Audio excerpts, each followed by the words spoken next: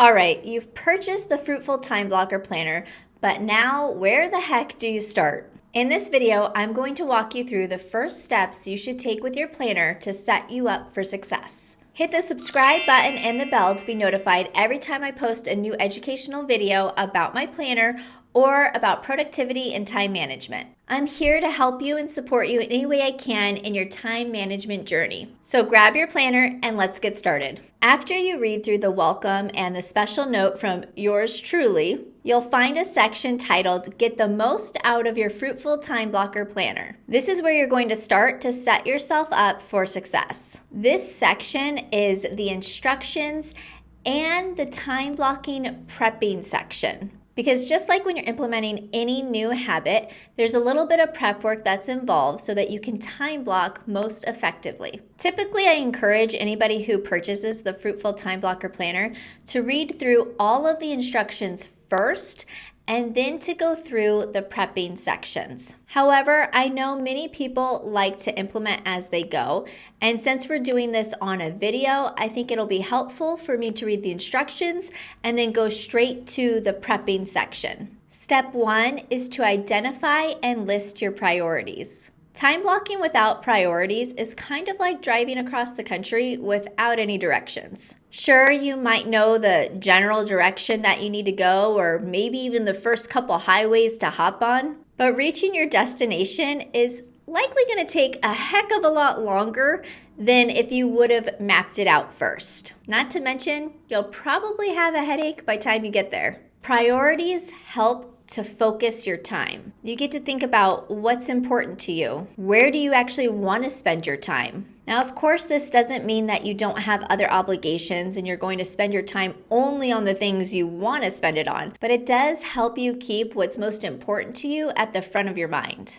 Don't rush through this step. It's going to help you so much be more effective with your time blocking, and you're going to feel better about your time blocking journey by identifying your priorities. Inside of the planner, I provide a small list of examples to help you start thinking about what your list of priorities might look like. A few examples are there's family, maybe you want to be healthier or you want to prioritize exercising, working less hours. There's just a small list here. It's definitely not exhaustive, so take the time to figure out what's most important to you. Now let's jump over to the page where you actually list out your priorities. Inside of the planner, I always note what page you need to go to actually do the work and the implementation section.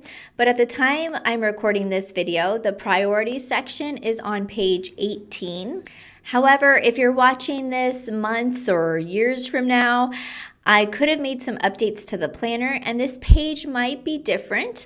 Now I'm actually going to list out my 5 priorities for you to see it completed.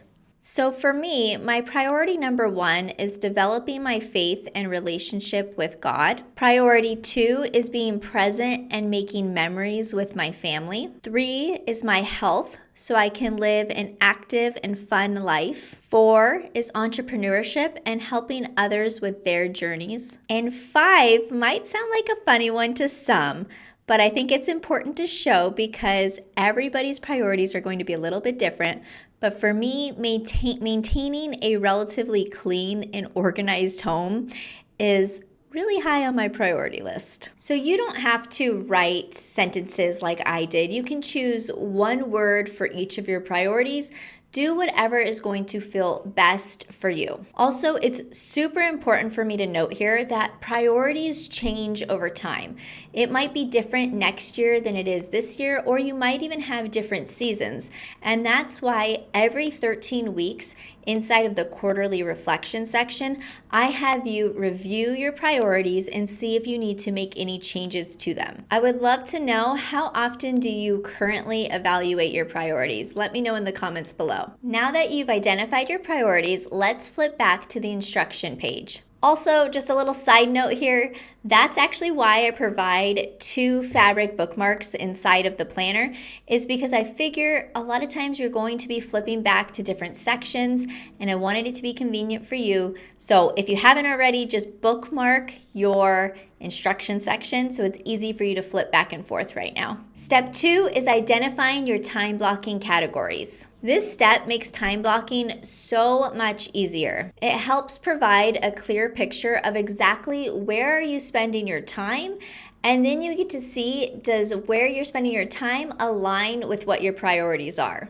I teach and am sort of a stickler for having a max of 7 categories. Truly, I promise you can fit everything into those 7 categories, and in a later video, I will show you exactly how I structure my categories and what different projects, tasks, jobs go underneath each one. I do sometimes get pushback with the max of 7 categories, but I gotta tell you, if you decide to do more than 7, when you assign your colors, which is the next step, you're going to have so many different colors on your weekly spread that you are going to feel overwhelmed. Your week will likely feel like chaos, and this new habit of time blocking isn't going to feel as efficient or effective as it could. And just to reassure you that 7 is plenty, I'm an entrepreneur, a homeschooling mom, and I only have 5 categories. For this video, I'm not going to review the time blocking tips or the fruitful time blocking method. That section I will cover when we actually go into our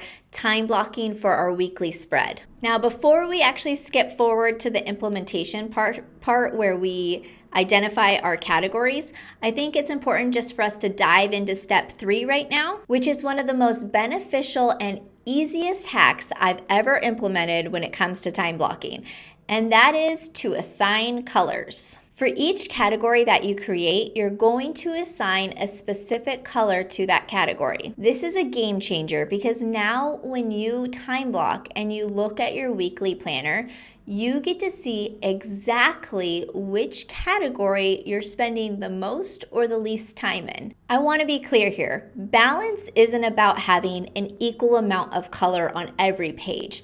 Honestly, that's not realistic, and not every category is deserving of the same amount of time. Instead, it's just about being aware of where you're spending your time and if that aligns with the life you want to live and with what you actually need to get done each day. Now let's jump ahead to page 30, where you're actually going to set up your time blocking categories and assign your colors. Again, as a reminder, if you have a future version, if I made any edits to this planner, then your page number might be a little different, but I always make sure I write the page number inside of the instruction section, so just look at your planner. Now what you'll see are there are 7 slots for you to identify your time blocking categories.